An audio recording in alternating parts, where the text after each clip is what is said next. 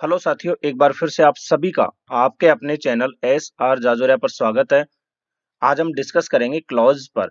देखिए, स्टूडेंट्स को यूं लगता है कि क्लॉज एक बहुत कठिन टॉपिक है और इसको समझना बड़ा मुश्किल है। ऐसा कुछ नहीं है। क्लॉज एक बहुत सिंपल टॉपिक है और इसको समझना उतना ही आसान है। आपको क्या करना है, इस वीडियो को आखिरी तक देखना है। बस आपको पूरा कॉन्सेप्ट जो है क्लियर हो जाएगा। तो क्लॉज में हम देखेंगे प्रिंसिपल क्लॉज, कोऑर्डिनेट क्लॉज और सबऑर्डिनेट क्लॉज ये क्या होते हैं। आप चुटकियों में इसको पहचान लोगे। उससे पहले कुछ बेसिक बातें जो आपको जानना आवश्यक है। तो सबसे पहले हम देखते हैं कि सेंटेंस और क्लॉज में क्या डिफरेंस है। ये हमें जानना बहुत आवश्यक है। देखिए, सेंटेंस क्या है? एक combination of words that make complete sense. शब्दों का एक ऐसा समूह जिसका एक कंप्लीट सेंस हो, कंप्लीट मीनिंग निकले, जो अपनी बात को कह सके, यानी जो समझ में आ सके। जैसे Ravi reads a book, Ravi एक किताब पढ़ता है। अब देखिए, ये एक शब्दों का समूह है, ठीक है, कॉम्बिनेशन ऑफ वर्ड है, कंप्लीट सेंस दे रहा है कि रवि एक किताब पढ़ता है, यानी ये बात हमें समझ में आ रही है। तो ये क्या हो गया? सेंटेंस हो गया। अब देखिए, सेंटेंस में आखिर होता क्या है? एक होता है सब्जेक्ट और एक होता है प्रेडिकेट। सब्जेक्ट क्या होता है? जिसके बारे में सेंटेंस में कुछ कहा जाता है। तो रवि यहां सब्जेक्ट है, इसके बारे में कुछ कहा जा रहा है। और जो बात सब्जेक्ट के बारे में कही जाती है वो होता है प्रेडिकेट। तो सब्जेक्ट के अलावा जो बाकी पार्ट होता है सेंटेंस का, वो प्रेडिकेट कहलाता है। जैसे रीड्स ए बुक, ये बात आपको समझ में आ गई, क्लियर है। अब देखते हैं क्लॉज। क्लॉज क्या है? सेंटेंस का, किसी सेंटेंस का वह भाग जिसमें एक सब्जेक्ट हो और एक फाइनाइट वर्ब हो। यानी क्लॉज अपने आप में एक सेंटेंस नहीं होता, ये एक सेंटेंस का पार्ट होता है।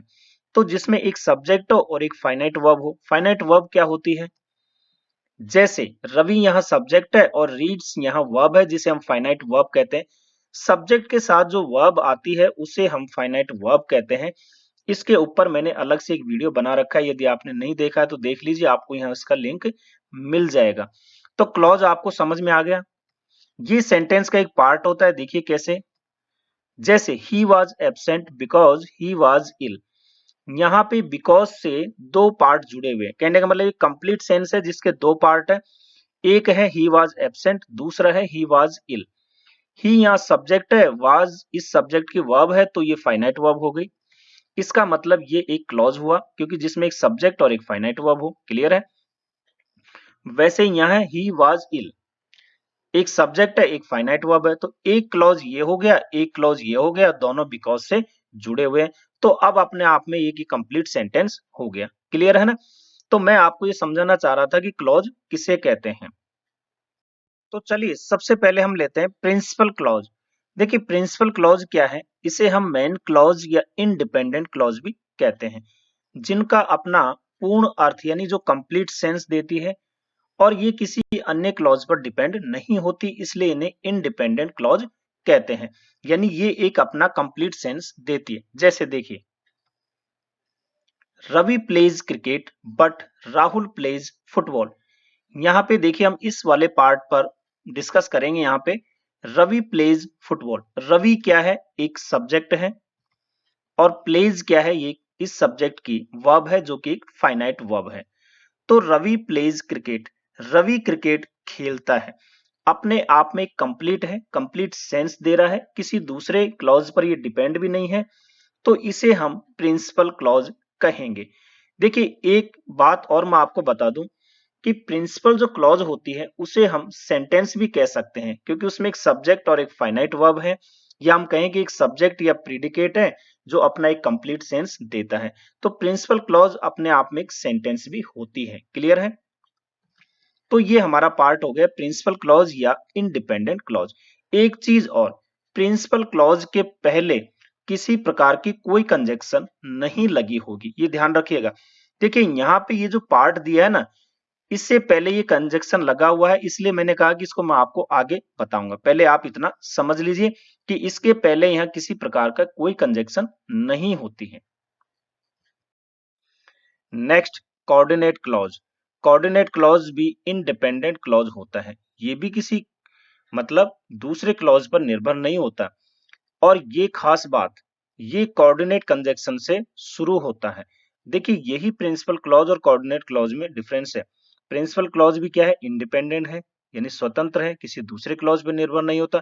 कोऑर्डिनेट भी किसी दूसरे क्लॉज पर निर्भर नहीं होता, लेकिन कोऑर्डिनेट क्लॉज जो है ये कोऑर्डिनेट कंजक्शन से जुड़े हुए होते हैं। क्लियर है? अब देखिए ये एक सेंटेंस का भाग होने पर भी अन्य क्लॉज पर डिपेंड नहीं होता, इनका भी अपना कंप्लीट या पूर्ण सेंस होता है। अब देखिए कोऑर्डिनेट कंजक्शन कौन से होते हैं जिनसे कोऑर्डिनेट क्लॉज शुरू होते हैं। जैसे एक तो ये ट्रिक है यहाँ, फैन बॉयज, तो एफ फॉर एफ फॉर, फिर and, nor, but, or yet और सो। ठीक है, इनके अलावा जैसे as well as, still, while, या कुछ पेयर में भी होते हैं जैसे both and, either or, neither nor, not only but also, otherwise, nevertheless.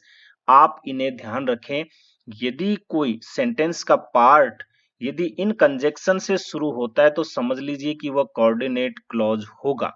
Clear है?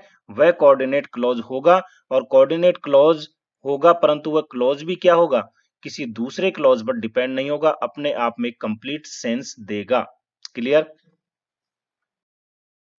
अब हम कोऑर्डिनेट क्लॉज का एग्जांपल ले लेते हैं, और ये बात आपके समझ में आ गई कि कोऑर्डिनेट क्लॉज हमेशा कोऑर्डिनेट कंजक्शन से शुरू होती है।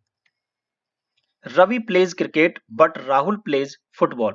रवि क्रिकेट खेलता है और राहुल फुटबॉल खेलता है। देखिए रवि यहाँ सब्जेक्ट है, प्लेज यहाँ वर्ब है जो कि फाइनाइट वर्ब है। ऐसे ही राहुल यहाँ सब्जेक्ट है, प्लेज यहाँ पे वर्ब है जो कि फाइनाइट वर्ब है। तो एक क्लॉज ये हुआ और दूसरा क्लॉज ये हुआ। ये क्लॉज अपने आप में फ्री है क्योंकि इससे पहले किसी प्रकार की कोई कंजक्शन नहीं है। लेकिन अब आप यहाँ देखिए, इस क्लॉज से पहले कंजक्शन लगी हुई है बट। तो बट हमारी कौन सी कंजक्शन होती है, कोऑर्डिनेट कंजक्शन, जो मैंने आपको अभी बताई है। तो कोऑर्डिनेट कंजक्शन से शुरू होने के कारण इस वाले पार्ट को हम क्या कहेंगे, कोऑर्डिनेट क्लॉज। बस यही आपको समझना था कि कोऑर्डिनेट क्लॉज हमेशा कोऑर्डिनेट कंजक्शन से शुरू होगी। और ये वाला जो भाग है इसके पहले कोई कंजक्शन नहीं है, तो ये तो हमारा प्रिंसिपल क्लॉज हो ही गया, या जिसे हम इंडिपेंडेंट क्लॉज भी कह सकते हैं। और अपना देखिए कंप्लीट सेंस दे रहा है, Ravi plays cricket, Ravi cricket खेलता है। अच्छा कंप्लीट सेंस तो ये भी दे रहा है, Rahul plays football, Rahul football खेलता है, और ये भी किसी दूसरी क्लॉज पर डिपेंड नहीं है। तो कोऑर्डिनेट क्लॉज भी क्या होती है, इंडिपेंडेंट होती है, किसी दूसरे पे डिपेंड नहीं होती। लेकिन अंतर यही है कि कोऑर्डिनेट क्लॉज हमेशा कोऑर्डिनेट कंजक्शन से शुरू होगी, और प्रिंसिपल क्लॉज के पहले कोई कंजक्शन नहीं आती है। बस यही अंतर है दोनों में। अदरवाइज कोऑर्डिनेट क्लॉज को भी हम प्रिंसिपल क्लॉज या इंडिपेंडेंट क्लॉज भी कह सकते हैं। अब आ जाइए सबऑर्डिनेट क्लॉज क्या है। ये डिपेंडेंट है, यानी ये निर्भर रहती है किसी दूसरे क्लॉज पर। और दूसरी खास बात, ये सबऑर्डिनेट कंजक्शन से शुरू होती है, बस ये इसमें डिफरेंस है।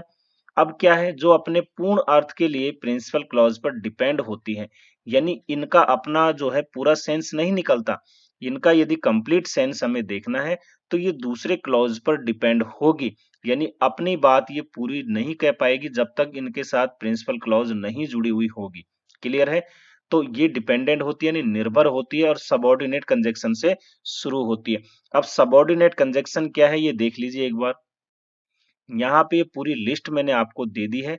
ये वो सबऑर्डिनेट कंजक्शन है जिनसे शुरू होने वाली क्लॉज हमारी सबऑर्डिनेट क्लॉज कहलाएगी।